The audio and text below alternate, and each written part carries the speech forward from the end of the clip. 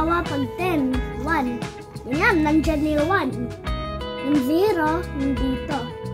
Dagdagan mo ng 1. Bawal nito Dagdagan mo ng 1, kahit anong na-place ka, pero dapat makinig ka lagi kay teacher. Ganito siya. At yung tapat niya, ganito. Pa-slide niya ganito kasi 0 at saka 1. Mag-start yun sa mga number, kaya 1 dito. 10 yan. Parang mali din. Pero, pag ganon, alisin mo na automatic to. Ilalagay mo na lang dito. Yan. Magiging 10 pa rin yan, di ba? Yung isa baliktad. Pero automatic, pwede na yan. Pero alisin mo lang to at saka yung 0, alisin mo kasi wala na yun agad. Automatic wala na kasi invisible na yan sa mga number. Talaga? Oo, tama, invisible. Minsan yan mga Filipino nag-start 1, 2, 3, 4, 5. Minsan mga Filipino rin nag-start 0, 1, 2, 3, 4, 5. Ganun siya. O paano bukas pag di mo nakuha, baka masiro ka sa math? Hindi ka? Ganito. Kapag ganyan, ano na lang, 14. Di ganyan, 41 pala. Ba't 41? Lito. Yung 4. Uy! 4 ang tamagin yung 14. Oh, di ba? 54. 54, 45. 45. Malikot. Upo ka.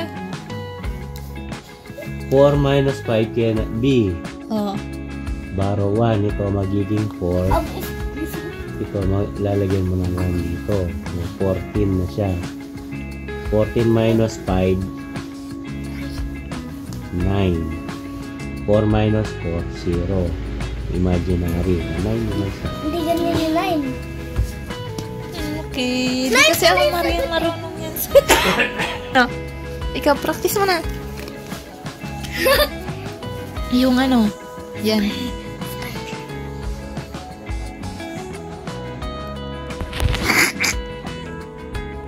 Uy, yung sinasabi ni teacher na do the expanded ha. Yung ano, 95 plus 21 ha. Alam mo na yan ha. Huwag mong itututok. Kapag 5 minus 1, dapat tutok din dito yung ano ha, 4. 9 minus 2. Dito din sa 9 minus 2 ha. Tata. Ano yan? Wala.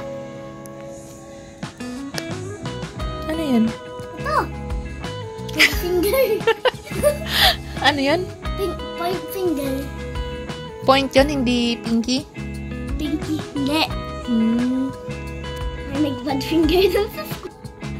Gagalit si teacher. Ganito lang nga point finger pag ayaw. Hindi pwede yun. Papalitan. Print. Wala kayong matututunan pag puro ano. Puro bado. Dapat nakikinig kayo kay teacher. Pag nagsasalita si teacher sa... Alam ko. Anong ginagawa niya? Nakikinig. Talaga?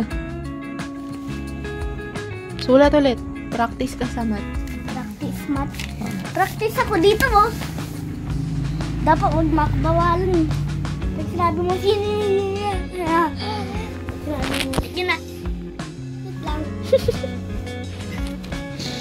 ano, ligid-ligid.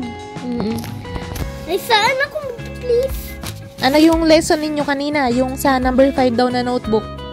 Anong lesson? Hindi, halimbawa, ito practice lang to Oo, practice nga lang para halimbawa bukas sa exam. Exam na bukas, hindi na pwede halimbawa. Oo nga. Oh. Ano? Ganito parang English rin siya. There. Ano man yan? Yung sa, pictograph Huwag mo kakalimutan yun There are... Huwag kang magmadali sa exam. Huwag kang makipagdaldal para 41. concentrate ka. Hoy! Huwag kang makipagdaldal small bag lang bukas. There are 41. Ano? There are 41 what? Phones. Gusto mo yan eh. Ang dami mong cellphone. Small bag. Tapos, oo nga, alam ko. Nakikinig ako dito. Hindi ka folder daw. Hindi. Dadalhin sa school. Oo, para pang takip sa ano nyo, sa ano kasing tawag doon? Notebook. Hindi, sa answer sheet. Yung sa pinagsasagutan sa sagutang papel. Ma'am, ano yung judging? Ano yung unang, ma'am, yung unang, wait lang, yung unang nag-build ng, Ano? School namin. Sino? Yung judge ba? Yung hospital ba? Yung doktor niya? Yung government. Hindi ka magsasagot pa. Ano siya? Lang.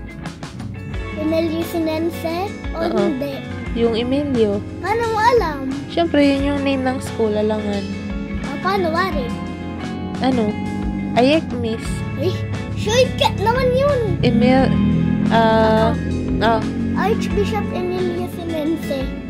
Ano pa? Pangalan niya. Sinense Memorial Integrated School. Galing na. Magaling. There are 71 phones. At saka, baka bukas niya, 0 ka, ha? Sa exam? at saka, wait lang. At saka, pag nag-i-exam, hindi pwedeng nangungopya, ha? Alam ko, hindi ako nangungopya. Very good ako sa school, puro kadaldal. Nire-remind lang kita, at saka bawal din magpakopya. Okay? Cheating yun eh. Bad yun. Alam ko. Okay. Hindi ako sa life ko.